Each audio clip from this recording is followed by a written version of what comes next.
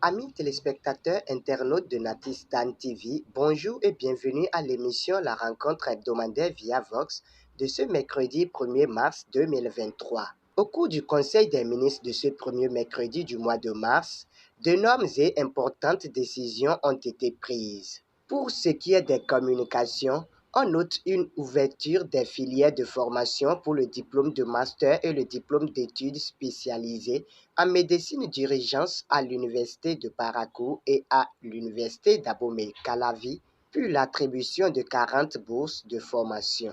En effet, la médecine d'urgence est d'une importance capitale dans l'accueil et la prise en charge des patients avant leur orientation vers les services spécialisés.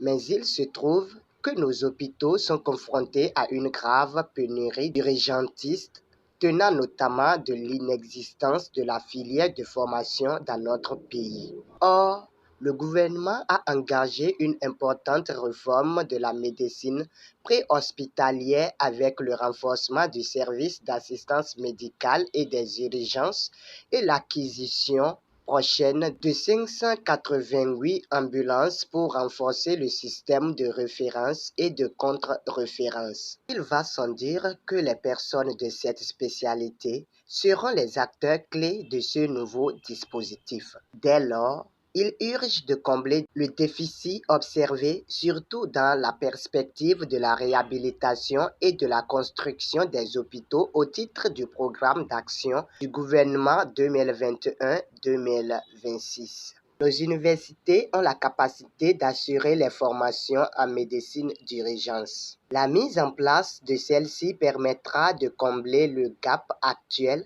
en personnes qualifiées de cette branche de la médecine. C'est pourquoi le Conseil a décidé d'instituer la filière de master en médecine d'urgence à l'institution de formation en soins infirmiers et obstétricaux de Parakou au profit des paramédicaux détenteurs d'une licence en sciences infirmières et le DES en médecine d'urgence à la faculté des sciences de la santé de Cotonou, réservé aux médecins généralistes avec la possibilité d'obtention du diplôme interuniversitaire en médecine d'urgence après 4 semestres de formation. Pour mener à bien ce projet, il a été également retenu l'accompagnement au moyen d'un partenariat d'une université étrangère disposant de solides expériences en la matière. Au titre de la première promotion, le Conseil a décidé d'accorder 40 bourses à raison de 20 pour la formation en master et 20 autres pour le DES. Les ministres assurant la conduite du projet veilleront à la sélection par appel à candidature des postulants les plus méritants.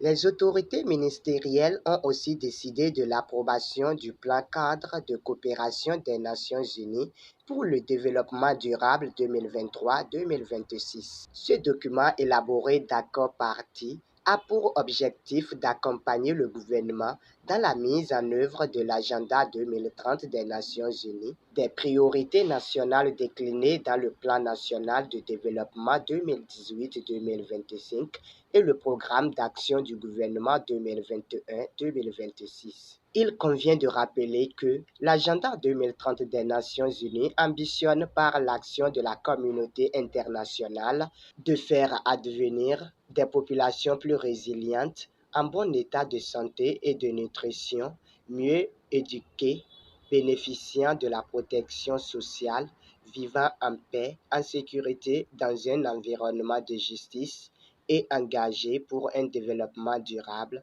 participatif et inclusif.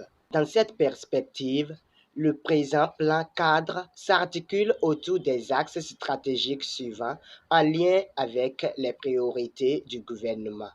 Assurer la transformation structurelle de l'économie et la résilience au choc.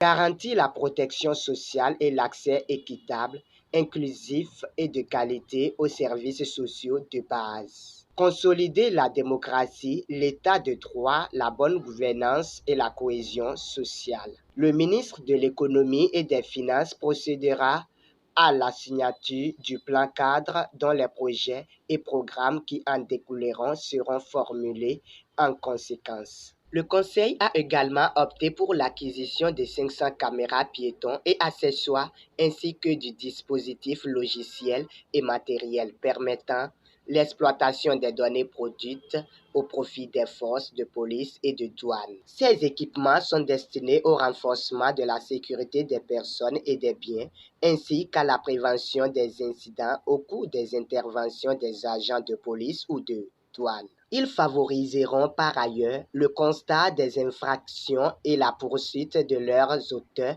grâce à la collecte de preuves tangibles, de même qu'ils aideront à la lutte contre la corruption et à un meilleur respect de la déontologie dans la police et la douane. Le ministre de l'Économie et des Finances, le ministre de l'Intérieur et de la Sécurité publique prendront les mesures appropriées pour intégrer ce dispositif dans l'exécution des missions dévolues à leurs services respectifs. Un autre point capital abordé par les autorités est l'assistance humanitaire du gouvernement aux populations sinistrées de l'incendie survenu le 17 février 2023 dans la commune de Sohava. Le bilan de cet incendie occasionné par une imprudence humaine fait état de 86 habitations totalement consumées, 110 ménages sinistrés avec un effectif total de 645 personnes, divers biens personnels consumés, à savoir effets vestimentaires, outils agricoles et de pêche, numéraires, vivres, documents administratifs et autres. Les sinistrés ayant tout perdu, le besoin d'assistance à leur profit est pressant.